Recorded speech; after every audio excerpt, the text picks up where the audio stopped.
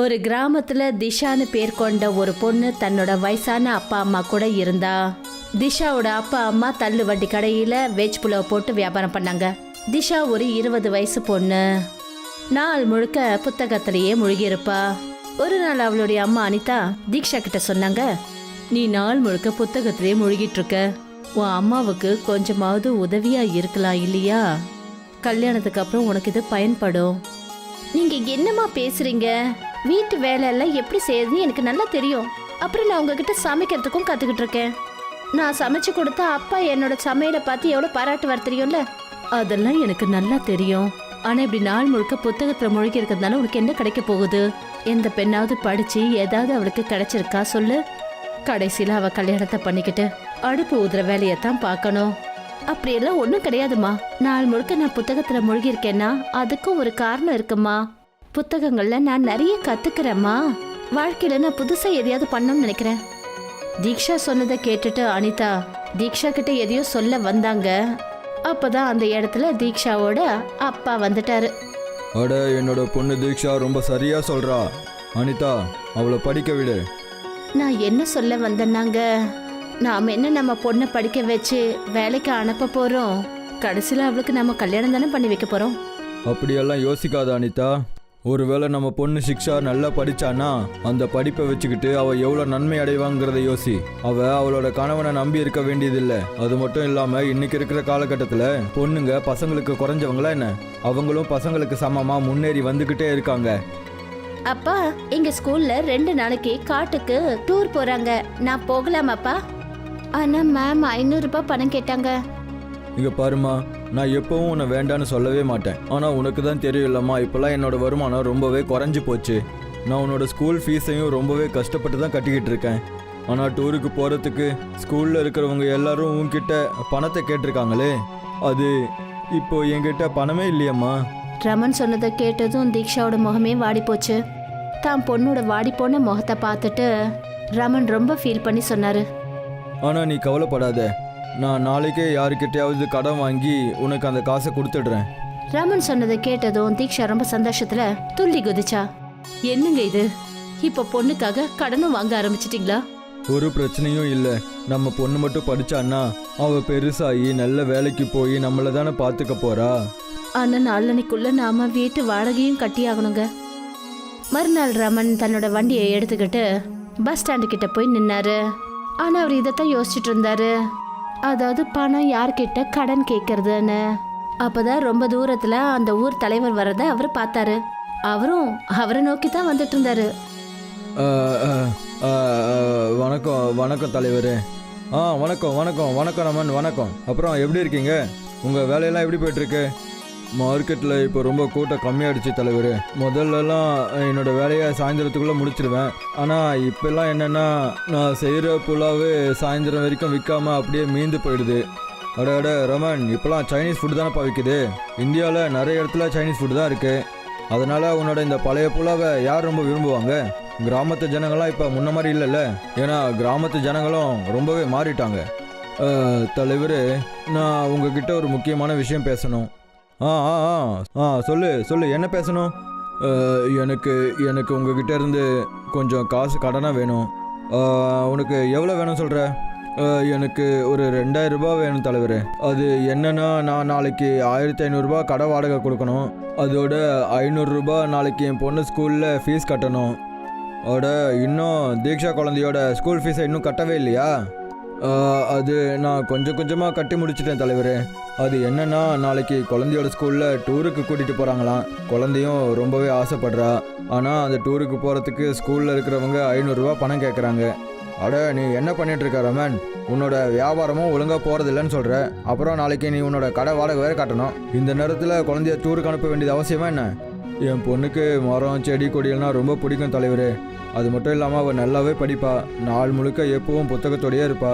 ஒரு வேளை இன்னைக்கு சாயந்தரம் நான் அவளுக்கு அந்த காசை கொடுக்கலன்னா அவள் ரொம்பவே மனசுடைஞ்சு போயிடுவா தலைவரே. தலைவர் ரமன் சொன்னதை கேட்டுட்டு ரமனை ரொம்பவே உத்து பார்த்துக்கிட்டு இருந்தாரு. அப்போதான் அந்த தலைவரோட நண்பன் அபிமன்யு அந்த இடத்துக்கு வந்தாரு. அபிமன்யு மோசமான எண்ணம் உடைய மனுஷன். எப்பவும் தலைவர்கிட்ட ஏதாவது போட்டு கொடுத்துக்கிட்டே இருப்பாரு. அபிமன்யு அவங்க பேசுறத ரொம்ப நேரமா கேட்டுட்டு இருந்தாரு. அபிமன்யு தலைவரோட காதுல என்ன சொன்னாருன்னா, அட என்ன யோசிக்கிறீங்க தலைவரே, 2000 ரூபாய் விஷயம் தானே, கொடுத்துடுங்க. ஏன்னா ரமனோட இந்த தள்ளு வண்டி குறைஞ்சது 10,000 ரூபாவது விற்கும். இப்போல்லாம் ரமனோட கடை ஒழுங்காக போகிறதில்ல. அவனால் கண்டிப்பாக உங்கள் பணத்தை திருப்பி தர முடியாது. அதுக்கு பதிலாக நீங்கள் அவனோட கடையை எடுத்துக்கலாம்ல. மொத்தமாக உங்களுக்கு 8,000 ரூபாய் கிடைக்கும். அபிமன்யு சொன்னதை தலைவர் மண்டையில ஏத்திக்கிட்டாரு. அட நீ அந்த பணத்தை எப்போப்பா திருப்பி தருவ? தலைவரே, நீங்கள் எனக்கு ஒரு 2 மாதம் டைம் கொடுங்களேன். இதுக்கு முன்னாடி நான் உங்ககிட்ட எத்தனை தடவை காசு இப்படி கடன் வாங்கியிருக்கேன், ஆனால் திருப்பி கொடுத்துட்டேன்ல. அட அப்போல்லாம் நேரம் வேற ரமன், ஆனால் இப்போ இருக்கிற நேரமே ரொம்ப வேற இல்லை. எனக்கு எதுவும் புரியலையே தலைவரே. அட இங்கே பாரு ரமன், இப்போல்லாம் எல்லாரோட வியாபாரமும் ரொம்ப மந்தமாக தான் இருக்குது.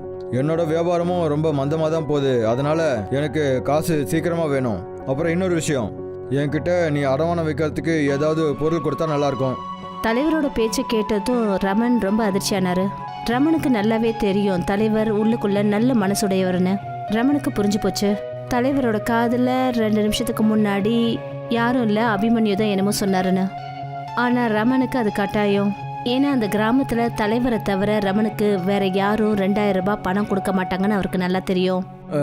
என்கிட்ட என்ன இருக்குது தலைவர்? நான் அடமானம் வைக்கிறதுக்கு என்கிட்ட வாடகை வீடு மட்டும்தானே இருக்குது. அப்படின்னா உங்களுக்கு என் மேலே நம்பிக்கையே இல்லையா? அட நம்பிக்கையை வச்சு என்ன பண்ண முடியும் ரமன்? உன்னோட வண்டி கடையை கொடுத்தா நான் காசு கொடுக்குறேன். ஒருவேளை உன்னால் 1 மாதத்துக்குள்ளே இந்த காசை திருப்பி தர முடியலன்னா நான் உன்னோட இந்த வண்டி கடையை எடுத்துகிட்டு போயிடுவேன். அப்புறம் நீ என்ன தப்பாக நினைக்கக்கூடாது, சரியா? ரமன் ரொம்ப யோசிச்சுட்டு என்ன சொன்னாருன்னா, சரி தலைவரே, நீங்கள் சொன்ன மாதிரியே செய்யுங்க. தலைவர் சிரிச்சுக்கிட்டே அந்த இடத்த விட்டு போனாரு. சாயந்தரம் ரமன் 500 ரூபாய் பணத்தை பொண்ணு தீக்ஷா கிட்ட கொடுத்தாரு. தீக்ஷா ரொம்ப சந்தோஷத்தோட வெளியில போனா. அப்புறம் ரமன் நடந்த எல்லா விஷயங்களையும் மனைவி அனிதா கிட்ட சொல்லிட்டாரு. என்னங்க பண்ணிட்டு வந்திருக்கீங்க? உங்களுக்கே நல்லா தெரியும்ல அபிமன்யுக்கு நல்ல மனசு கிடையாதுன்னு. தலைவர் ஒரு நல்ல மனுஷன், இரக்கமுள்ள மனுஷனும் கூட. நிச்சயமா அந்த அபிமன்யுக்கு உங்க கடை மேல ஒரு கண்ணா இருந்திருக்கும். தலைவர் உங்க வண்டி கடையை வச்சுக்கிட்டு என்ன பண்ண போறாரு? அவர் கண்டிப்பா உங்க வண்டி கடையை அபிமன்யு கிட்ட தான் கொடுப்பாரு. உங்ககிட்ட வண்டியே இல்லாத போது நீங்க என்னங்க பண்ணுவீங்க? அதுக்குள்ள ஏதாவது ஒரு அற்புதம் கண்டிப்பா நடக்கும். எப்படியா இருந்தாலும் நாளைக்கு நம்ம வீட்டு வாடகையை கொடுத்து தானே ஆகணும்.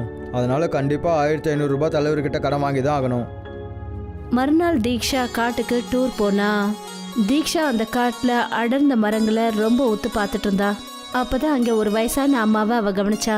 அப்புறம் அந்த வயசான அம்மா வாழை இலையில எதையும் சமைச்சிட்டு இருந்தாங்க. அந்த வாழை இலையில இருந்து ரொம்ப அருமையான வாசனை வந்துட்டு இருந்தது. தீக்ஷா தன்னை அவளால தடுத்துக்க முடியல. அப்புறம் அந்த வயசான அம்மா கிட்ட அவ போனா. அம்மா, இது என்னங்கம்மா? இது வாழை இலையில செய்யற பிரியாணிடாமா கண்ணா. இப்படியெல்லாம் செய்ய முடியுமா? கண்டிப்பா செய்ய முடியும்டா கண்ணா. எனக்கு இந்த ரெசிபி நல்லா தெரியும். தீக்ஷா அந்த வயசான அம்மாவோட முகத்தை உத்து பார்க்க ஆரம்பிச்சா. உங்க முகத்தை பார்த்தாலே எனக்கு தெரியுது நீங்க இந்த காட்டுல இருக்கிறவங்க கிடையாது. அப்புறம் இந்த ரெசிபியும் இந்த நாட்டை சேர்ந்தது கிடையாது. நீ உண்மையிலேயே ரொம்ப புத்திசாலிடா அம்மா கண்ணா. அது சரி, உன்னால எப்படி கண்டுபிடிக்க முடிஞ்சது? நான் நாள் முழுக்க புத்தகங்களை படிப்பேன். எனக்கு புதுசா எதையாவது கத்துக்கணும்னு ஆசை. உன்னை எனக்கு ரொம்பவே பிடிச்சு போச்சுடாமா. ஆமா, உன்னோட பேர் என்ன? தீக்ஷா. தீக்ஷாவா? தீக்ஷா, நீ ரொம்ப சரியா அடையாளம் கண்டுபிடிச்சிட்டம்மா. நான் என்னோட சின்ன வயசுலயே பாதி உலகத்தை சுத்தி வந்துட்டேன். என்னோட குடும்பத்தை சார்ந்தவங்க எல்லாரும் என்னை விட்டுட்டு வெளிநாட்டுக்கு ஷிஃப்ட் ஆகி போயிட்டாங்க. அந்த நாளைக்கு அப்புறமா என்னோட மனசுல இந்த உலகத்தை பத்தி எந்த ஒரு நாட்டமும் கிடையாது. அப்புறம் நான் காட்டிலேயே தனியா இருக்க ஆரம்பிச்சிட்டேன். உங்களால இந்த ரெசிபி எனக்கு கற்றுக் கொடுக்க முடியுமா? அப்படி வேற யாராவது கேட்டிருந்தாங்கன்னா என்னால முடியாதுன்னு நான் சொல்லியிருப்பேன். ஆனா நீ உண்மையிலேயே புத்திசாலி. உன் கண்ணில் இருக்கிற அந்த ஒளி சொல்லுதுமா, உனக்கு முன்னேறி போகணும்னு ரொம்ப ஆர்வம் இருக்குன்னு. உனக்கு நான் கண்டிப்பா இதை எப்படி செய்யறதுன்னு சொல்லி கொடுக்குறேன். வயசான அம்மா தீக்ஷா கிட்ட ரெசிபியை பத்தி எல்லாம் சொன்னாங்க. சாயந்தரம் தீக்ஷா தன்னோட வீட்டுக்கு போயிட்டா. நாட்கள் இப்படியே போய்கிட்டு இருந்தது. ரமனோட வேலை மொத்தமா நின்று போச்சு. அப்புறம் தலைவர் அபிமன்யோட பேச்சை கேட்டுட்டு வந்து ரமனோட வண்டி கடையை பறிச்சுட்டு போயிட்டாரு. ரமனோட வியாபாரம் மொத்தமா நின்று போச்சு. அவரோட தலையில வீட்டோட வாடகையும் அதிகமா ஆயிடுச்சு. எத்தனை வாட்டி நான் உங்களுக்கு சொல்லியிருப்பேன், ஆனா நீங்க அதை புரிஞ்சுக்கவே இல்லை. பொண்ணு இந்த அளவுக்கு படிக்க வேண்டிய அவசியம் என்னங்க வந்தது? இப்ப சொல்லுங்க, பொண்ணு இந்த அளவுக்கு படிக்க வச்சதுனால என்ன புண்ணியம்? பொண்ணோட ஸ்கூல்ல எந்த அளவுக்கு நம்ம பணத்தை செலவு பண்ணோமோ அந்த பணத்தை நம்ம சேர்த்து வச்சிருந்தா இன்னைக்கு அது நமக்கு பயன்பட்டு இருந்திருக்கும். அட இதுல தீக்ஷா மேல எந்த தப்பும் இல்லை அனிதா. அப்பதான் அங்க தீக்ஷா வந்து சொன்னா, அப்பா என்கிட்ட ஒரு பிளான் இருக்கு. என்னம்மா அது? சில மாசங்களுக்கு முன்னாடி நான் காட்டுக்கு டூர் போன போது அங்க ஒரு வயசான அம்மா கிட்ட பிரியாணி செய்யறதுக்கான புது ரெசிபியை கத்துக்கிட்டேன். எனக்கு என்ன தோணுதுன்னா, அதே பிரியாணிய நம்ம கிராமத்துல செஞ்சு வியாபாரம் பண்ணா நமக்கு நிச்சயம் லாபம் கிடைக்கும். நீ என்ன பேச்சு பேசுறமா? நீ இப்ப என்ன சொல்ல வர? உங்க அப்பா புலாவெல்லாம் செஞ்சாருன்னு சொல்ல வரியா? அனிதா, எனக்கு என்ன தோணுதுன்னா தீக்ஷா சொல்றது சரிதான். தலைவரும் இதையே தான் சொல்றாரு. இப்போலாம் நம்ம நாட்டில் புதுசாக தான் சாப்பிட்றாங்களாம். நம்மளும் இந்த மாதிரி புதுசாக எதுவும் செய்யலைன்னா அப்புறம் இப்படி தான் கஷ்டப்பட்டுக்கிட்டே இருக்க வேண்டியிருக்கும். ஆனா பிரச்சனை என்னன்னா, நம்ம பொண்ணு சொல்றத கேட்டாலும் நீங்க அந்த பிரியாணியை எங்க போய் வியாபாரம் பண்ணுவீங்க? வண்டியை தான் அந்த அபிமன்யு பறிச்சுக்கிட்டு போயிட்டானே. நீங்க அதை பத்தி கவலைப்படாதீங்கம்மா. நான் நம்ம வீட்டு நிலைமையை எங்க டீச்சர் கிட்ட டிஸ்கஸ் பண்ணேன். கிராமத்துல அவங்களோட ஒரு கடை காலியா இருக்கு. அவங்க என்கிட்ட சொல்லியிருக்காங்க, உங்க அப்பா கிட்ட போதுமான அளவுக்கு பணம் வர வரைக்கும் அந்த கடையை நம்மள பயன்படுத்திக்க சொல்லி சொன்னாங்க. தீக்ஷா சொன்னதை கேட்டு ரமனுக்கு சந்தோஷமாயிடுச்சு. தீக்ஷா மறுநாள் ரமனை வயலுக்கு கூட்டிட்டு போனா. அப்புறம் தான் அப்பா கூட நிறைய வாழை இலைங்களை பறிச்சுக்கிட்டு வந்து கடையில வச்சா. ரமனும் அனிதாவும் ஏற்கனவே அந்த கடை மொத்தத்தையும் சுத்தம் பண்ணி வச்சிருந்தாங்க. தீக்ஷா அந்த வாழை இலையில பாஸ்மதி ரைஸ் அப்புறம் இன்னும் நிறைய பொருட்களை போட்டு கொஞ்ச நேரத்துல வாழை இலையில செஞ்ச பிரியாணி தயாராயிடுச்சு. அதுல ரொம்ப நல்ல மணமும் வாசனையும் வெளியே வந்தது. அந்த பக்கம் போறவங்க எல்லாரும் அவங்கள தடுக்கவே முடியல. ஒரு ஆளு உடனே வந்து அங்க என்ன சொன்னார்னா, அட, உங்களோட கடையிலேருந்து ரொம்ப சுவையான வாசனை வருதே. இது ஏதாவது புது ஹோட்டலா? ரமன் ஏதோ சொல்றதுக்கு முன்னாடியே தீக்ஷா அந்த ஆளுகிட்ட என்ன சொன்னான்னா, நீங்க ரொம்ப சரியா கண்டுபிடிச்சிங்க. இது எங்களோட புது ஹோட்டல், வாழை இலையில செஞ்ச பிரியாணி ஹோட்டல். அந்த ஆளு உடனே அந்த ஹோட்டல்ல இருக்கிற டேபிள்ல உட்காந்துட்டு என்ன சொன்னார்னா, எனக்கும் ஒரு பிளேட் சாப்பிட கொடுங்க. தீக்ஷா சுட சுட அவருக்கு பிரியாணி கொண்டு வந்து பரிமாறினா. அந்த ஆளு கொஞ்ச நேரத்துல பிரியாணி 5-6 பிளேட் சாப்பிட்டுட்டாரு. ரொம்ப சூப்பரா இருக்கு. எவ்வளோ ஆச்சு? 2000 ரூபாய். அந்த ஆளு ரொம்ப சந்தோஷத்தோட தீக்ஷா கையில 2000 ரூபாய் கொடுத்தாரு. அந்த மனுஷன் சிட்டில இருக்கிறவரு, அப்புறம் ஒரு ஃபேமஸான யூடியூபரும் கூட. அட, இந்த மாதிரி சாப்பாடை நான் என் லைஃப்பில் முதல் தடவையாக சாப்பிட்றேன். இந்த மாதிரி ஒரு சாப்பாடு நம்ம நாட்டில் எங்கேயும் கிடைக்காதுன்னு தான் தோணுது. ஒருவேளை உங்களுக்கு ஆட்சேபனை இல்லைன்னா நான் உங்களை ஒரு ஃபோட்டோ எடுத்துக்கவா? அப்புறம் உங்களோட இந்த வாழை இலை பிரியாணியை பற்றி சோசியல் மீடியாவில் அப்லோட் பண்ணவா? தாராளமா, இது எங்களோட ஹோட்டலுக்கு ரொம்ப யூஸ்ஃபுல்லா இருக்கும். அந்த மனுஷன் தீக்ஷாவை வாழை இலை பிரியாணியோட ஒரு ஃபோட்டோவை எடுத்து ஃபேஸ்புக்கில் அப்லோட் பண்ணிட்டாரு. அப்புறம் அங்கேருந்து போயிட்டாரு. ரமன் அந்த 2000 ரூபாவை பார்த்துட்டு ரொம்ப சந்தோஷப்பட்டாரு.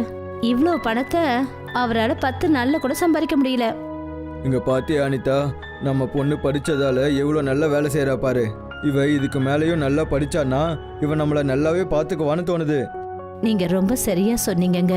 நான் இப்ப அப்படி நினைச்சதை நினைச்சு ரொம்ப வருத்தப்படுறேன். மெல்ல மெல்ல கொஞ்ச நாள்லயே தீக்ஷாவோட அந்த போட்டோ இந்தியா முழுக்க வைரல் ஆயிடுச்சு.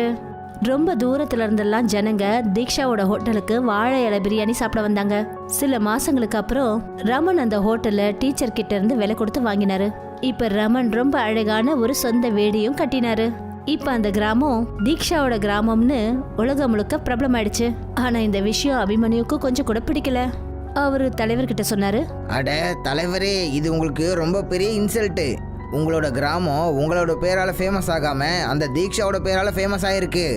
தலைவர் அபிமன்யு கிட்ட ஏதோ சொல்ல வர, அப்பதான் தலைவரோட பொண்டாட்டி ரொம்ப கோவத்தோட வெளியே வந்து சொன்னாங்க, இனிமே நீ இந்த வீட்டுக்கு வர வேலைல வச்சுக்காத. அட, நீ என்ன பேசிட்டு இருக்க? அபிமன்யு என்னோட நண்பனாச்சே. இந்த ஆளு உங்க நண்பன் கிடையாது, உங்களோட எதிரி. நீங்க அந்த பொண்ணு தீக்ஷாவுக்கு பரிசு கொடுக்கணும். தீக்ஷானால நம்ம கிராமத்தோட பேரு எந்த அளவுக்கு பிரபலம் ஆயிடுச்சு பாத்தீங்களே. நம்ம பிள்ளைங்க முன்னேறி போறதுக்கு ஒரு ஆர்வம் வந்திருக்கு. இந்த அபிமன்யு எப்ப பார்த்தாலும் இந்த ஊர் ஜனங்களை பத்தி ஏதாவது உங்ககிட்ட போட்டு கொடுத்துக்கிட்டே இருக்காரு. இந்த ஆளால உங்களுடைய பேரு எவ்வளவு கெட்டு போயிருக்கு, அதாவது உங்களுக்கு தெரியுமா? தலைவருக்கு தான் மனைவி சொன்னது புரிஞ்சு போச்சு. அவர் அபிமன்யுவை கழுத்தை பிடிச்சி தள்ளி வெளியே அனுப்பிட்டாரு. சாயந்தரம் ரமனோட ஹோட்டலுக்கு தலைவரும் அவரோட மனைவியும் பிரியாணி சாப்பிட போயிட்டாங்க.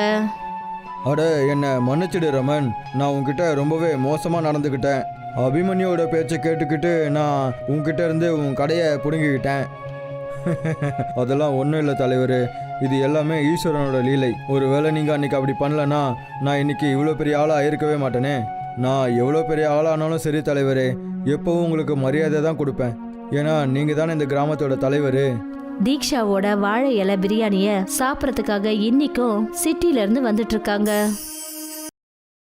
একটা গ্রামে দিশা নামের একটা মেয়ে নিজের বুড়ো মা বাবার সাথে থাকতো। দিশার মা বাবা ভেজ পোলাওয়ের ঠেলা লাগিয়ে বিক্রি করত। দিশা একটা 20 বছরের মেয়ে ছিল যে সারা দিন বইয়েই ডুবে থাকতো। একদিন তার মা অনিতা দিশাকে বলে ওঠে, তুই সারা দিন বইয়েই ডুবে থাকিস, একটু আধটু মায়ের কাজে সাহায্য করে দে, বিয়ের পরে এটা তোর কাজেই আসবে। কি সব কথা বলছো মা? বাড়ির সমস্ত কাজকর্ম করতে তো জানি, আর আমি তোমার কাছে রান্নাও তো শিখেছি। দিদা তো আমার হাতের খাবারের খুব প্রশংসা করত। আমি তোকে ভালো করে চিনি, কিন্তু সারা দিন বইয়ে ডুবে থেকে কি বা পাবি? আজ পর্যন্ত পড়াশোনা করে স্ত্রীরা কিছু পেয়েছে? অবশেষে তো তাকে বিয়ে করে রান্না বান্নাই করতে হয়। এরকম নয় মা, যদি আমি সারা দিন বইয়েই ডুবে থাকি তার পেছনেও কারণ রয়েছে।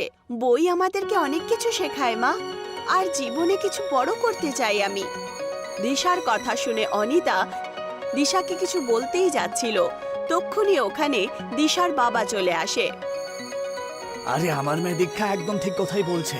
অনিতা, ও পড়াশোনা করুক না। আমি তো এটাই বলতে চাইছিলাম গো, যে দিশাকে পড়াশোনা করিয়ে চাকরি করাবো নাকি? অবশেষে তো বিয়েই করাবো না। এরকম করে ভাবতে নেই অনিতা।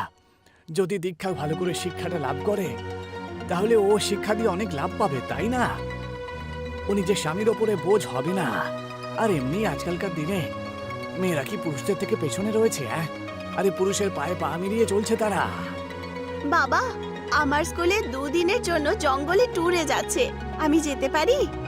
কিন্তু ম্যাম 500 টাকা চেয়েছে।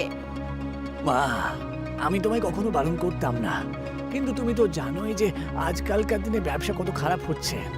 আমি তোমার স্কুলের ফিসটাও কত কষ্ট করে দিতে পারি। ট্যুরে যাওয়ার জন্য যে স্কুলের সংস্থা তোমার কাছ থেকে কিছু পয়সাও তো চেয়েছে, তাই না? যেটা এই সময় আমার কাছে নেই মা। তোমার মুখটা দেখে বুঝতে পারছি তোমার খুব দুঃখ লেগেছে, তাই না? তোমার মুখটা দেখে সত্যি আমার খুব কষ্ট হচ্ছে মা। তুমি চিন্তা করো না মা, কালকে আমি কারুর কাছ থেকে পয়সা চেয়ে নিয়ে এসে তোমাকে দিয়ে দেব। বাবার কথা শুনে দিশা খুশির চোটে পাগল হয়ে যায়। এটা কি গো, এখন মেয়ের জন্য পয়সা উধার নেবে? আরে কোনো ব্যাপার না, মেয়েটা পড়াশোনা করতে পারলে তো ও আগামী দিনে অনেক বড় হবে, আমাদের পাশে থাকবে। কিন্তু পরশু আমাদেরকে বাড়ির ভাড়া দিতে হবে যে। পরের দিন রমন আবার নিজের ঠেলা নিয়ে বাস স্ট্যান্ডের কাছে চলে যায়, আর ও এটাই ভাবতে শুরু করে যে সে টাকা কার থেকে উধার চাইবে। তক্ষুনি সে দূর থেকে গ্রামের প্রধানকে আসতে দেখে, যিনি তার কাছেই আসছিলেন। নমস্কার নমস্কার প্রধান মশাই। আরে আরে নমস্কার নমস্কার নমস্কার। তা বলো, কেমন আছো তুমি? তো ব্যবসা কেমন চলছে তোমার? বাজারের অবস্থা খুবই খারাপ প্রধান মশাই। আগে পোলাও বিকেলের মধ্যে বিক্রি হতো, কিন্তু এখন তো কখনো কখনো যেমনকার পোলাও সেরকমই পড়ে থাকে, তাই না? খুবই সমস্যা আমার। আরে আরে রমন, আজকাল হলো চাইনিজ ফুডের যুগ। এখানে নানা রকমের খাবার তৈরি হচ্ছে, আর তুমি মানে এর মধ্যে তোমার এই দেশি পোলাও আর কে খাবে বলো তো? গ্রামের দশা এখন আর আগের মতো নেই ভাই। গ্রামের লোকজনও তো আগের থেকে পাল্টে গেছে। প্রধান মশাই, আমি আপনাকে কিছু বলতে চাই। হ্যাঁ হ্যাঁ হ্যাঁ, বলো বলো, কি কথা বলতে চাও বলো। আমাকে আমাকে কিছু পয়সা ধার দেবেন আপনি? কত পয়সা লাগবে তোমার? ওই আমার 2000 টাকা মতন লাগবে আর কি। আসলে ব্যাপারটা হলো আমার 1500 টাকা বাড়ির ভাড়া দিতে হবে তো, আর 500 টাকা মেয়ের স্কুলে জমা করতে হবে আমার। আরে তো দীক্ষা স্কুলের ফিজ এখনো দিতে পারোনি নাকি? না, সে তো আমি কবে দিয়ে দিয়েছি প্রধান মশাই। আসলে ব্যাপারটা হলো যে স্কুলের তরফ থেকে বাচ্চারা সবাই ট্যুরে নিয়ে যাচ্ছে, মানে জঙ্গলে। তাই মেয়েটা যেতে চাই তো, সেই জন্য পয়সাটা চাইছিলাম। স্কুলের লোককে 500 টাকা দিতে হবে আমাকে। আরে তোমার কি হয়েছে বলো তো রমন? তোমার ব্যবসা একই খারাপ চলছে, আর তার উপর তুমি বাড়ির ভাড়াও তোমাকে দিতে হবে, এর মধ্যে তুমি তোমার মেয়েকে ট্যুরে পাঠাতেই হবে তোমাকে। হ্যাঁ, মেয়েটা গাছপালা খুব ভালোবাসে প্রধান মশাই, আর সারাদিন ও তো শুধু গাছেদের ব্যাপারে বইয়েতে পড়তেই থাকে। আজকে বিকেলের মধ্যে যদি পয়সাটা আমি না দিই তাহলে মেয়েটার মনে মনে খুব কষ্ট পাবে প্রধান মশাই। প্রধান রমনের কথা শুনে রমনকে খুব ধ্যানপূর্বক দেখে। তক্ষুনি প্রধানের সাথী অভিমন্যু ওখানে পৌঁছে যায়। অভিমন্যু একজন খারাপ স্বভাবের ব্যক্তি ছিল, যে প্রধানের সব সময় কানে কিছু না কিছু বলতো। অভিমন্যু ওদের দুজনের কথা অনেকক্ষণ ধরে শুনল। অভিমন্যু প্রধানের কানে বলল, আরে কি এত চিন্তা করছেন প্রধান মশাই? 1000 টাকারই তো ব্যাপার, তাই না? দিয়ে দিন আপনি। আর এমনিতেই ও ঠেলা গাড়িটা 10,000 টাকা দাম হবে, তাই না? এই সময় ওর ব্যবসা একেবারেই ভালো চলছে না, ও আপনার পয়সা ফেরত দিতে পারবে না। পয়সার বদলে ওর ঠেলা গাড়িটা আপনি নিয়ে নেবেন, পুরো 8,000 টাকার লাভ হবে আপনার, তাই না? অভিমন্যুর কথা প্রধানের মাথায় বসে যায়। তা তুমি এই পয়সা কবে ফেরত দেবে আমাকে? হ্যাঁ প্রধান মশাই, মাত্র আমাকে 2 মাস সময় দিন, তাহলে দিয়ে দেব। তার আগে আমি কত পয়সা আপনার কাছ থেকে নিয়েছি, তাই না? কিন্তু সব সময় পয়সা তো ফেরত দিয়েছি। আরে সেই সময়ের ব্যাপারটা একেবারেই আলাদা ছিল, কিন্তু এই সময়ের ব্যাপারটা একেবারেই আলাদা। আমি ঠিক বুঝলাম না প্রধান মশাই। আরে দেখো রমন, আজকালকার ব্যবসা তো সবারই খারাপ চলছে, তাই না? আমারও ব্যবসা খুবই খারাপ চলছে, তো সেই জন্য পয়সা আমার তাড়াতাড়ি লাগবে। আর একটা 2 নম্বর কথা, পয়সা তো দিয়ে দেবো, কিন্তু কিছু জিনিস তোমাকে বন্ধক রাখতে হবে আমার কাছে। প্রধানের কথা শুনে রমন খুব অবাক হয়ে যায়। রমন জানতো যে প্রধান ভেতর থেকে তো ভালো স্বভাবের লোক। রমন বুঝতে পারল যে কিছুক্ষণ আগেই প্রধানের কানে অভিমন্যু কিছু না কিছু বলেছে, কিন্তু রমন খুব বাধ্য ছিল, কারণ প্রধান ছাড়া গ্রামে আর কেউ ছিল না যে 2000 টাকা রমনকে দিতে পারে। আমার কাছে আর কি আছে বলুন তো প্রধান মশাই? বন্ধক রাখার জন্য তো শুধুমাত্র একটা ভাড়ার বাড়ি রয়েছে। আর কিন্তু আপনি কি আমার কথায় বিশ্বাস করছেন না? আরে ভরসা করার যুগ এখন চলে গেছে। তোমার এই ঠেলা গাড়ি তুমি রেখে দাও না। তোমার 1 মাসের মধ্যে যদি পয়সা আমাকে না দিতে পারো, তাহলে আমি তোমার এই ঠেলা গাড়িটা কবজা করে নেবো। হ্যাঁ, আর সেই নিয়ে কিন্তু তুমি কোনো কথা বলতে পারবে না। রমন গভীর চিন্তায় ডুবে যায় আর বলে, ঠিক আছে প্রধান মশাই, যেমনটা আপনি বলবেন। প্রধান হাসতে হাসতে ওখান থেকে চলে যান। বিকেলবেলা রমন 500 টাকা নিজের মেয়েকে দিয়ে দেয়। দিশা খুশির চোটে বাইরে চলে যায়, আর রমন সমস্ত কথা নিজের স্ত্রী অনিতাকে বলে দেয়। এটা কি করেছো তুমি? তুমি তো ভালো করে জানো যে ওরা ভালো স্বভাবের লোক নয়। প্রধান ভালো স্বভাবের আর দয়ালু ব্যক্তি। নিশ্চয়ই অভিমন্যু তোমার ঠেলার ওপরে লোভ দেখিয়েছে। প্রধান তোমার ঠেলা নিয়ে কি করবে? উনি নিশ্চয়ই তোমার ঠেলাটা অভিমন্যুকে দিয়ে দেবে। তোমার কাছে যখন ঠেলাই থাকবে না, তখন তুমি কি করবে? ততদিনে কিছু না কিছু একটা ব্যবস্থা আমি করেই নেব। এমনিতেই বাড়ি ভাড়ার জন্য পয়সা তো আমাদেরকে দিতেই হবে। 1500 টাকা তো আমাকে এমনিতেই চাইতে হতো। পরের দিন দিশা জঙ্গলে ট্যুরে চলে যায়। দিশা জঙ্গলের ঘন গাছগুলোকে মন দিয়ে দেখছিল। তক্ষুনি তার চোখ পড়ে একটা বুড়ি মহিলার ওপর, আর ওই বুড়ি মহিলা কলা পাতার ভেতরে কিছু রান্না করছিল। কলার পাতার মধ্যে থেকে খুব সুগন্ধ আসছিল। দিশা নিজেকে আটকাতেই পারল না, আর ওই বুড়ি মহিলার কাছে চলে যায়। এটা কি মা? এটা কলার পাতার ভেতরে বানানো বিরিয়ানি সোনা। এটা কি করে সম্ভব হতে পারে? একদম সম্ভব হতে পারে সোনা, আমি এই রেসিপিটাকে জানি। তারপর দিশা সেই মহিলার চেহারাটাকে খুব গম্ভীরভাবে দেখে। আপনার চেহারার লাইনগুলোকে দেখে বুঝতে পারছি যে আপনি এই জঙ্গলে থাকেন না, আর এই রেসিপিটাও এই দেশের নয়। তুমি তো খুবই জ্ঞানী ব্যক্তি বাবু। তুমি কি করে বুঝতে পারলে এটা? আমি সারাদিন বই পড়তে থাকি, আমি কিছু নতুন শিখতে চাই। আমি তোমার থেকে খুব প্রভাবিত হয়ে গেছি। কি নাম তোমার? দিশা। দিশা, দিশা, তুমি একদম ঠিক বলেছ। আমি নিজের যুবক অবস্থাতেই অর্ধেক পৃথিবী ঘুরে নিয়েছি। আমার পরিবারের লোকেরা সবাই আমাকে ছেড়ে বিদেশে গিয়ে শিফট হয়েছে। সেই দিনের পর থেকে এই পৃথিবী থেকে আমার মন একেবারে সরে গেছে। এখন আমি জঙ্গলে একা থাকি। আপনি কি আমাকে এই রেসিপিটা শেখাবেন? যদি অন্য কেউ বলতো তাহলে আমি শেখাতাম না, কিন্তু তুমি খুবই জ্ঞানী ব্যক্তি। তোমার চোখের আলো বলছে যে তুমি নিশ্চয়ই এগিয়ে যাবে। আমি তোমাকে নিশ্চয়ই বানানো শেখাবো। বুড়ি মহিলা দিশাকে সমস্ত রেসিপি বলে। বিকেল বেলা দিশা বাড়িতে চলে যায়। সময় এইভাবেই কেটে যায়। রমনের কাজ একেবারে বন্ধ হয়, আর প্রধান অভিমন্যুর সাথে এসে রমনের ঠেলা নিয়ে চলে যায়। রমনের ব্যবসা একেবারে বন্ধ হয়ে যায়। তার ওপর বাড়ির ভাড়াও অনেক বেশি হয়ে গেছিল। কতবার তোমাকে বুঝিয়েছি, কিন্তু তুমি বুঝতেই চাও না। কি দরকার ছিল মেয়েটাকে এত বেশি লেখাপড়া করানোর? এখন বলো, মেয়েকে লেখাপড়া করিয়ে কি পেলে? ওর স্কুলে যত টাকা খরচা করেছি তত টাকা যদি জমা করতাম তাহলে আমাদের কাজে আসতো আজ। আরে এতে এতে দীক্ষার কোনো দোষ নেই অনিতা। এখনই ওখানে দিশা এসে যায় আর বলে, বাবা, আমার কাছে একটা উপায় আছে। কিরকম উপায় সোনা? কিছু মাস আগে যখন আমি জঙ্গলে ট্যুরে গেছিলাম, তখন ওখানে একজন বুড়ি মহিলার কাছে আমি একটা বিরিয়ানির রেসিপি শিখেছি।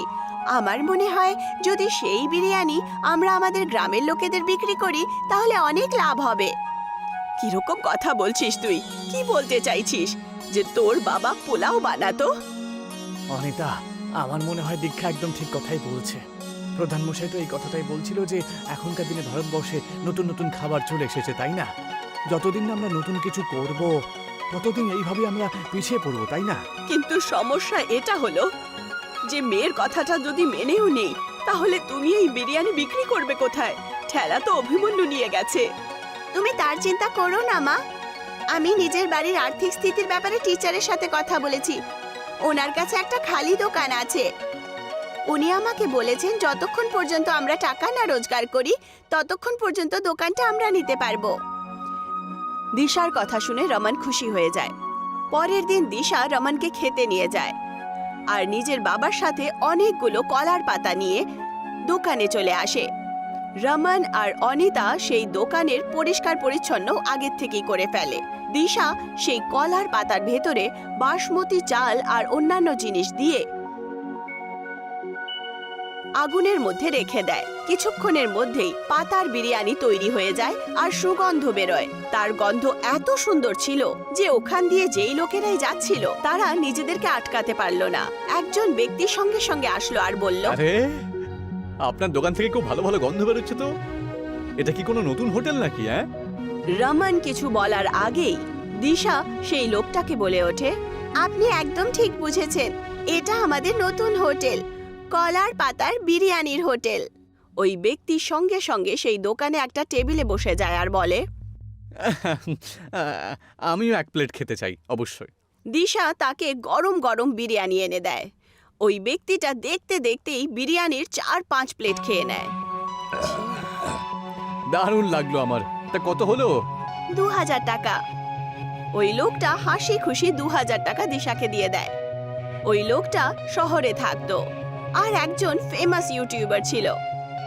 আরে এই ধরনের খাবার আমি আমার জীবনে প্রথমবার খেয়েছি। আমার তো মনে হয় না ভারতে অন্য কোথাও তৈরি হয়।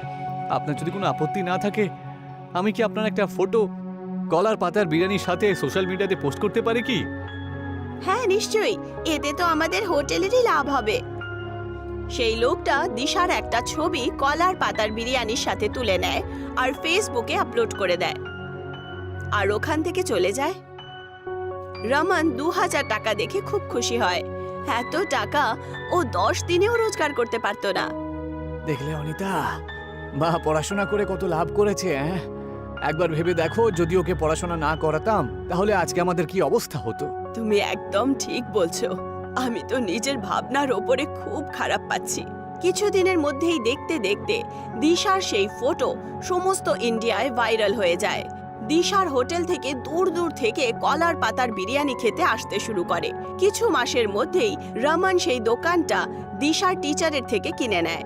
এখন রমনের একটা অনেক সুন্দর বাংলো ছিল আর সেই গ্রাম দিশার গ্রাম দেশ ভরে প্রসিদ্ধ হয়ে ওঠে। কিন্তু এই কথাটা অভিমন্যু সহ্য করতে পারল না। ও প্রধানকে বলে, আরে প্রধান মশাই, ও তো আপনাকে অপমান করলো। হ্যাঁ, আপনার গ্রামের নাম আপনার জন্য না হয়ে বরং দীক্ষার জন্য প্রতিষ্ঠিত হচ্ছে। প্রধান অভিমন্যুকে কিছু বলতো তার আগেই প্রধানের স্ত্রী ক্রোধিত হয়ে ওখানে আসে। এখন তোমার ঘরে আসার কোনো দরকার নেই। আরে এসব তুমি কি বলছো? হ্যাঁ, আরে ও আমার পাশে থাকে সব সময়। তোমার সাথী নয়, বরং তোমার শত্রু। আরে দিশাকে তো পুরস্কার দেওয়া উচিত। দিশার কারণে আমাদের গ্রামের নাম কত প্রসিদ্ধ হয়েছে, আমাদের বাচ্চাদেরকে এগিয়ে যাওয়ার প্রেরণা পেয়েছে। এই অভিমন্যু সারা দিন গ্রামবাসীদের বিরুদ্ধে তোমার কানে বলে আর তোমার মাথা খারাপ করে। এর কারণেই তোমার ছবি কত খারাপ হয়েছে তুমি সেটা জানো না। প্রধান নিজের স্ত্রীর কথা বুঝতে পারে। সে অভিমন্যুকে ধাক্কা মেরে বাড়ির বাইরে বার করে দেয়। বিকেলবেলা প্রধান আর তার স্ত্রী রমনের হোটেলে বিরিয়ানি খেতে পৌঁছে যায়। আমাকে ক্ষমা করে দাও ভাই, আমি তোমার সাথে অনেক অন্যায় করেছি, তাই না? অভিমন্যুর কথা শুনে আমি তোমার কাছ থেকে তোমার ঠেলাগাড়ি কেড়ে নিয়েছিলাম। সেরকম কিছু ব্যাপার নয় প্রধান মশাই, এসবই ঈশ্বরের লীলা। আপনি যদি এমনটা না করতেন আমি তাহলে এত বড় লোক কি করে হতাম? কিন্তু আমি যত বড়ই লোক হই না কেন, কারণ আপনি হলেন এই গ্রামের প্রধান মশাই। দিশার কলার পাতার বিরিয়ানি আজও শহর থেকে খাওয়ার জন্য আসে। அப்துல் மியாவோட மரணத்துக்கு அப்புறம் அவருடைய 3 குழந்தைங்களும் அனாதை ஆயிட்டாங்க. இப்ப அவங்களுக்கு அப்பாவோட ஆதரவு இல்லாம போயிடுச்சு. இனிமே என்ன ஆகுமோ? நம்ம குடும்பத்தை எப்படி நடத்துறது? 2 வயசு வந்த பொண்ணுங்க இருக்காங்க, கல்யாணம் வேற பண்ணணும். அல்லா கருணை காட்டுங்க அல்லா. அம்மா, இப்ப நாங்க தான் வெளியில போய் வேலை செய்யணுமா? ஆனா உன்னால என்ன வேலை பண்ண முடியும்? எனக்கு ஒரே ஒரு வேலை தான் நல்லா செய்ய தெரியும், சமைக்கிற வேலை. நாம ஏன் ஒரு பிரியாணி சென்டர் ஓபன் பண்ணக்கூடாது? ஆனா அதுக்கு நிறைய பணம் தேவைப்படுமே. பணத்தை பத்தி கவலைப்படாதீங்க, என்கிட்ட கொஞ்சம் நகைங்க இருக்கு. ஒரு முறை எல்லாமே சரியாயிடுச்சுன்னா நீங்க எல்லாம் சேர்ந்து இதை திருப்பிடுங்க. ஆனா அம்மா, அப்பா இதை உங்களுக்காக வாங்கி கொடுத்தது. கண்ணா, எனக்கு இந்த நகையை விட முக்கியம் நீங்க தான். இந்த நகையில என்ன இருக்கு, அதை மறுபடியும் கூட வாங்கிக்கலாம். சரிங்கம்மா. ஷிஃபானி அவங்க அம்மாவோட நகைகளை வாங்கிக்கிட்டா. அப்புறம் அதை அடகு வச்சு அதுல அவளுக்கு 20,000 ரூபாய் கிடைச்சது. அந்த பணத்துல அவங்க சின்னதா ஒரு வண்டி கடை வாங்கினாங்க. அப்புறம் அண்ணன் தங்கைங்க 3 பேரை சேர்ந்து அந்த கடையில வேலை செஞ்சாங்க. வாங்க வாங்க, சுட சுட பிரியாணி தயாரா இருக்கு. ஒரு தடவை சாப்பிட்டா மறுபடியும் சாப்பிட தோணும். சீக்கிரம் வாங்க, சுட சுட பிரியாணி முடிய போகுது. நிறைய பேர் அவங்க கடை பிரியாணிய சாப்பிட்டாங்க. அப்புறம் எல்லாருக்கும் அந்த பிரியாணி பிடிச்சிருச்சு. வாவ், பிரியாணி ரொம்ப அற்புதமா இருக்கு. இவ்வளவு சுவையான பிரியாணி இது வரைக்கும் சாப்பிட்டதே இல்லப்பா. ஆமா ஆமா, பிரியாணி ரொம்ப நல்லா இருக்கு. ரொம்ப நன்றி அண்ணன். இது எங்க அம்மாவோட ரெசிபி, எங்க அம்மாவோட ஸ்பெஷல் பிரியாணி. ரொம்ப நல்லா இருக்கு. அப்புறம் மெல்ல மெல்ல அவங்க பிரியாணி கடை நல்லபடியா ஓடுச்சு. இப்ப ஜனங்க கூட்டமா வர ஆரம்பிச்சாங்க. எனக்கு 2 பிரியாணி பார்சல் கொடுமா. ஆ சரிங்க. எனக்கு 2மா.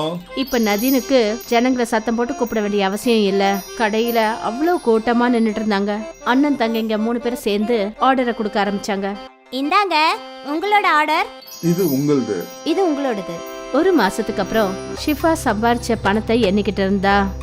இந்தாங்கம்மா, இந்த மாசத்தோட லாபம் 20,000 ரூபாய். என்ன, ஆமாமா, உண்மைதான், 20,000 ரூபாய். இவ்வளவு பணமா? நாம செய்யற பிரியாணி ஜனங்களுக்கு ரொம்ப பிடிச்சு போச்சு. எப்பவும் கடையில கஸ்டமர் கூட்டம் நிறைஞ்சிருக்குது. யா அல்லாஹ், உங்களுக்கு கோடான கோடி நன்றிகள். நீ என்னோட குழந்தைங்கள அவங்க வேலையில வெற்றியடைய வச்சுட்ட. ரொம்ப நன்றி. அம்மா, அடுத்த மாசமே உங்களோட நகை எல்லாத்தையும் திருப்பிடலாம். இன்ஷா அல்லாஹ். இன்னைக்கு ஷிஃபாவோட குடும்பம் ரொம்ப சந்தோஷமா இருந்தது. அவங்க அப்பா இறந்ததுக்கு அப்புறமா முதல் தடவையா அவங்க வீட்ல ஏதோ நல்லது நடக்க ஆரம்பிச்சது. அவங்க 3 பேரும் ரொம்ப கஷ்டப்பட்டு உழைச்சாங்க. இரவு பகல்னு பார்க்காம 3 பேரும் கடினமா உழைச்சாங்க. இதெல்லாம் நம்ம 3 பேருக்குள்ளேயும் இருக்கிற ஒற்றுமையால தான் நடக்குது. உண்மைதாக்கா. அப்புறம் நாமளும் எப்பவும் இப்படியே இருப்போம். ஆமா, எப்பவும். சில மாசங்கள்ல 3 பேரும் வண்டி கடையில இருந்து ஹோட்டலுக்கு வந்தாங்க. நதீம் கவுண்டர்ல உட்கார்ந்துருந்தான். ஷிஃபாவும் சனாவும் பிரியாணி சமைப்பாங்க. நதீம் தம்பி, அதே சுவையோட இருக்கு, வண்டி கடை மாதிரியே. நிச்சயமா இதுதானே எங்க அம்மாவுடைய ரெசிபி. அண்ணா, இந்த டேஸ்ட் எப்பவும் மாறாதுண்ணே. ஜனங்க எப்பவும் அவங்க பிரியாணியோட டேஸ்ட பாராட்டிக்கிட்டே இருப்பாங்க. மெல்ல மெல்ல இவங்களுக்கு பார்ட்டியோட கேட்டரிங் கான்ட்ராக்டும் கிடைக்க ஆரம்பிச்சது. தம்பி, நாளைக்கு வீட்ல ஒரு பார்ட்டி இருக்குப்பா. 100 பேருக்கு பிரியாணி வேணும். நிச்சயமாங்க, நாளைக்கு கிடைச்சிரும். ஆனா அதே சுவையோட இருக்கணும். இங்க சாப்பிடுறோமே அதே மாதிரி இருக்கணும். நிச்சயமா அதே சுவையோட இருக்கும். நீங்க கொஞ்சம் கூட கவலைப்படாம ஆர்டர் கொடுத்துட்டு போங்க. அண்ணன் தங்கைங்க 3 பேரும் ரொம்ப சந்தோஷமா இருந்தாங்க. அதாவது அவங்களோட பிசினஸ் பெருசா வளர்ந்துகிட்டே போச்சு. அப்புறம் ஒரு நாள் என்னாச்சு? இந்த ஆர்டர் இன்னும் போகல? காஜி சாரோட வீட்டுல நிக்கா, ஆனா ஏதோ காரணத்தினால அந்த நிக்கா நின்னு போச்சு. இப்போ அந்த சாப்பாடு அங்க போகாது.